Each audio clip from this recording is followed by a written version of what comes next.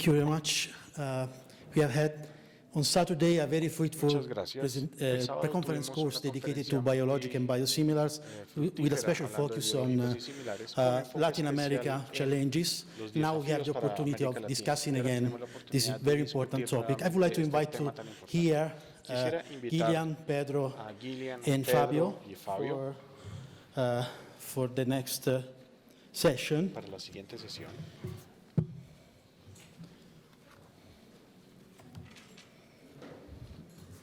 I prefer to have all of you here, that if you have the opportunity of a brief discussion, of course you have in late, so we need to be in a hurry somehow, so please respect the time.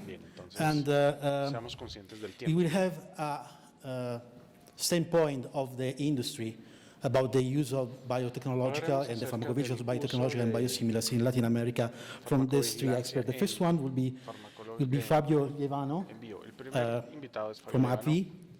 So please, Fabio. There is another order? Yes. Gillian. So the first is Gillian Winstanley from Amgen that will provide a vision of the challenge of biotechnology and biosimilar drugs in Latin America. Great. Good morning, everyone, and thank you for the sessions earlier today. I know we've also always heard great work about the educational activities that are happening in Latin America, and I know several companies have been able to support those, so it's great to hear from you directly, Raquel. So my name is Gillian Winstanley. I'm a Regional Safety Director at Amgen, and I'm very pleased to be kicking off this session around biotechnology and biosimilar drugs. So I will start with an introduction around pharmacovigilance challenges with multi-source biologics, and then I'll hand over to my colleagues to talk to you about the practical approaches to understanding the complex world of biosimilars, as well as safety issues seen with non-comparables in Latin America. So Amgen actually has 15 biologic medicines approved and over 40 years experience in producing biologics, as well as 10 biosimilar products in development. So this gives us a unique perspective to see the challenges associated with both innovator biologics as well as biosimilars. So today I'm going to talk to you about three areas: the difference between biologics and small molecules, and the impact of those differences to pharmacovigilance. I'll also talk about why having biologics from multiple sources makes this challenging and the importance of traceability. And then we'll also talk about what leading health authorities are saying regarding the need for product-specific pharmacovigilance. So first, let's talk about the important differences with biologics and why different PV capabilities are needed. So if we begin by reviewing the definition of a biosimilar, we can see that each major market has their own definition of a biosimilar, but they're all aligned around common principles regarding similarity in terms of quality, safety, and efficacy. And to an already licensed biologic medicine. And I think this is important to understand that as a biosimilar, you're not demonstrating safety and efficacy in a particular indication from, as a new product. You're comparing it to an already approved product, and you're demonstrating that through analytical studies as well as preclinical and clinical studies.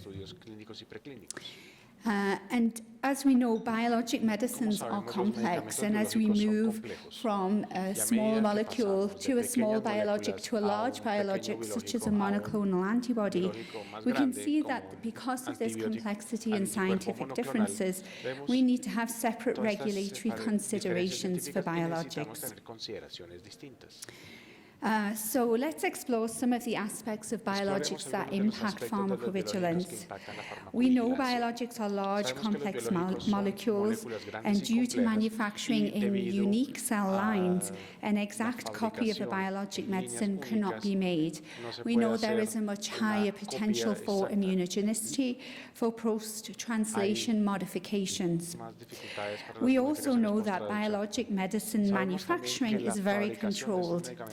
And the maintenance of the cold chain for storage and handling is also very important to maintain the integrity of the product. So considering these differences for biologics, there are some important aspects we need to consider for pharmacovigilance. So firstly, rigorous pharmacovigilance is essential for all biologics to protect patients and ensure any adverse events are quickly detected, and I think it very importantly attributed to the correct product and correct manufacturer. As we know, preclinical studies alone cannot reliably predict immunogenicity, pharmacology, or safety of a biologic medicine. Secondly, safety monitoring should take into account the safety or effectiveness concerns associated with the reference biologic product. So at Amgen, when we are producing a risk management plan for our biosimilar, we base that risk management plan on that of the innovator and align those risk minimization activities. And lastly, safety monitoring. Safety monitoring should have the ability to differentiate between adverse events associated with the proposed biosimilar product, as well as those associated with the reference product or other biosimilars. And this is where we really need to understand the importance of traceability and why having biologics from multiple sources makes this challenging. So let's start by looking at an example from the generics world with small molecule sertraline. So this is data that's taken from the US FDA database. And what we can see if you follow the orange line is the sales of the innovator. And you can see that when the first generic was brought onto the market, that's the black line, you can see that the sales of the innovator sharply dropped off. But what we actually see is that the reporting of adverse events, which is the blue line, actually remains constant and increases over time. And what we know is that AEs tend to be filed to the reference product and not the generic product. And we know that non-proprietary name is used to report AEs and most commonly remembered by doctors. Evidence of reporting by INN rather than trade name can also be seen in Amgen's own database. So this is our data for filgrastim. And here you can see that 20% of spontaneous reports did not specify a trade name. And it's actually routine practice within industry to accept adverse events, even when you only know the non-proprietary name, you haven't got confirmation that this report is related with your product. And this leads to contamination not only of our own databases, but also the databases of regulators, as reports are submitted by the manufacturers to the regulators, under their name.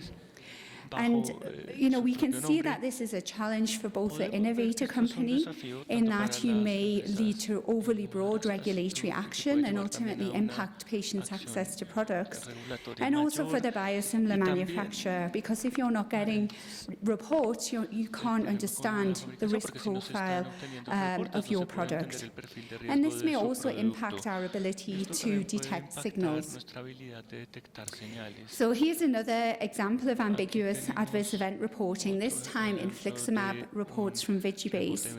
And the figures here represent the lack of brand name reporting, which is consistently around 20%, except in the year when we see the biosimilar launch in 2014, when we see a spike of adverse event reporting, and we see increased vigilance.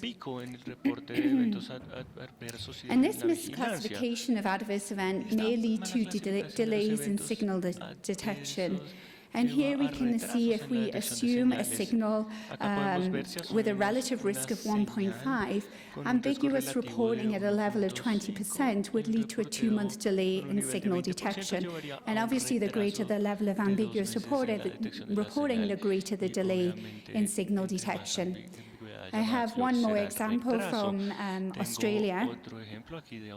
And here we can see the impact of naming on adverse event reporting. So for filgrastim on the left-hand side, you can see that there's a shared AAN, which is Australian non-proprietary name. And if we have a shared drug name, we can see that the level of ambiguous reporting is 36%. However, for the apoetins where we have distinguishable names, we can see that that level of ambiguous reporting reduces to 3%. So what is happening globally to address these challenges? So regulators are taking an active role to improve traceability. In the EU, we can see that adverse event reporting by legislation must include brand name and lot number, and certainly as a company, when we're following up on adverse events, we always ask for the lot number. We mostly don't get it, but we always ask. In the US, they have introduced the concept of distinguishable non-proprietary names.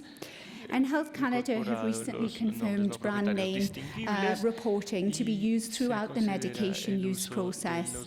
I'd also like to highlight that in Jordan and also Iraq, they have recently issued guidelines requiring adverse event reporting to include the brand name and batch number.